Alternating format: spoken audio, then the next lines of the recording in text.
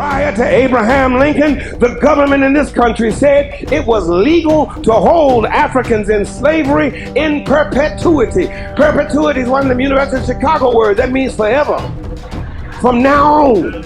When Lincoln got in office, the government changed. Prior to the passing of the 13th, 14th, and 15th Amendments to the Constitution, the government defined Africans as slaves, as property, people with no rights to be respected by any whites anywhere. The Supreme Court of the government, same court, granddaddy court of the one that stole the 2000 election, Supreme Court said in its Dred Scott decision in the 1850s, no African anywhere in this country has any rights that any white person has to respect at any place, anytime. That was the government's official position, backed up by the Supreme Court, that's the judiciary, backed up by the executive branch, that's the president, backed up by the legislative branch, and enforced by the military of the government. But I stopped by to tell you tonight that governments changed. Prior to Harry Truman's government, the military in this country was segregated. But governments changed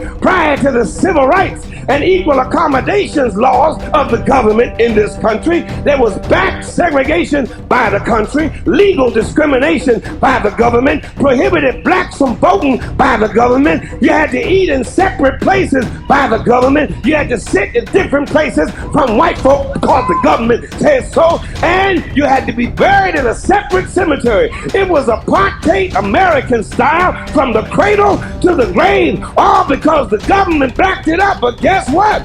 Governments change. Where governments lie, God does not lie. Where governments change, God does not change. And I'm through now. But let me leave you with one more thing. Governments fail. The government in this text, comprised of Caesar, Quirinius, Pontius Pilate, Pontius Pilate. The Roman government failed. The British government used to rule from east to west. The British government had a Union Jack. She colonized Kenya, Ghana, Nigeria, Jamaica, Barbados, Trinidad, and Hong Kong. Her navies ruled the 7 seas all the way down to the tip of Argentina in the Falklands. But the British government failed. The Russian government failed. The Japanese government failed. The German government failed.